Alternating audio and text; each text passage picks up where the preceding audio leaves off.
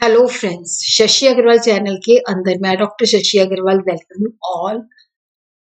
तो आज का जो हमारा सब्जेक्ट है इंट्रोडक्टरी मैक्रो इकोनॉमिक्स, और ये जो है रिवीजन सीरीज है जिसके अंदर जो इम्पोर्टेंट एमसीक्यू इम्पोर्टेंट क्वेश्चन जो है उसकी हम रिवीजन करेंगे।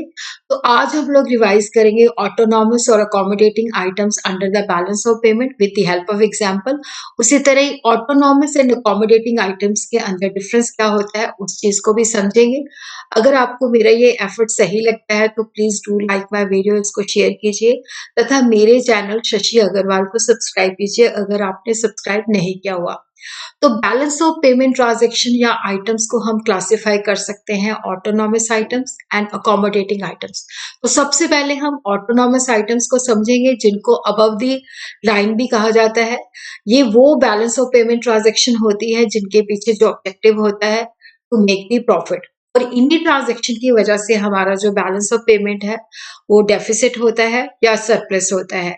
ऑटोनॉमस ट्रांजैक्शन वो ट्रांजैक्शंस होती हैं जहां पे which happens between the resident of the two country, और यहाँ पे जो ऑब्जेक्टिव होता है टू अर्न द प्रॉफिट।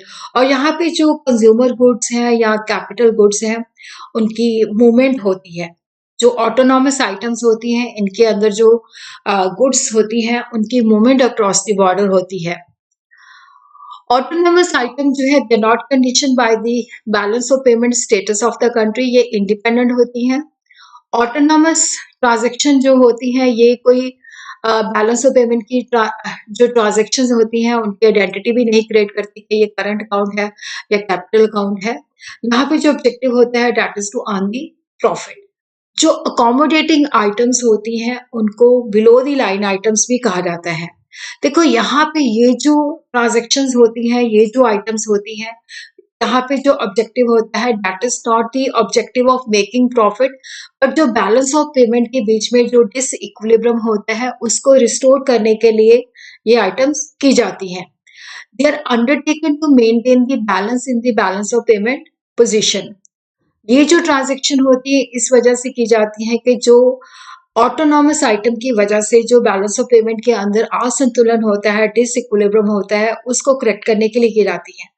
और अकोमोडेटिंग आइटम्स के अंदर जो है गुड्स एंड सर्विसेज की कोई मूवमेंट भी नहीं होती। इनको हम बिलो द लाइन आइटम्स भी कहते हैं, जिसके अंदर जो ऑफिशियल रिजर्व होता है, जिसको हम कह सकते हैं फॉरेन एक्सचेंज रिजर्व और बोरिंग जो होती है, उसको किया जाता है ताकि बैलेंस ऑफ पेमेंट डेफिसिट को जो है वो करेक्ट किया जा सके। अब हम इसके अंदर जो है डिफरेंस देखते हैं।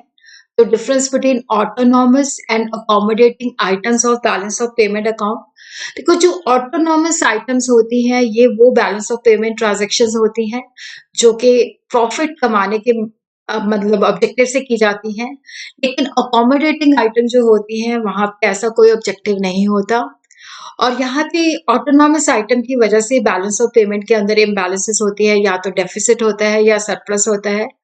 अकोमोडेटिंग आइटम जो होती है ये बैलेंस ऑफ पेमेंट की को करेक्ट करने के लिए की जाती है। और जो बेसिकली ऑटोनॉमस आइटम्स होती हैं इसके अंदर जो goods and may involve the movement of goods across the border के गुड्स जो होती हैं उनकी एक बॉर्डर को वो मतलब दो रेजिडेंट के बीच में होती हैं, और या मतलब दो रेजिडेंट ऑफ डिफरेंट कंट्रीज के बीच में होती है और गुड्स की मूवमेंट होती है। लेकिन यहाँ पे जो अकोमोडेटिंग आइटम्स होती है यहाँ पे कोई मूवमेंट ऑफ गुड्स नहीं होती। यहाँ पे सिर्फ जो ऑफिशियल रिजर्व होता है उसकी मूवमेंट होती है ताकि इसको करेक्ट किया जा सके। ऑटोनॉमस आइटम्स को क्लासिफाई किया जाता है above the line items of the balance of payment, और जो अकोमोडेटिंग आइटम्स होती हैं उनको क्लासिफाई किया जाता है as below the lines items of balance of payment.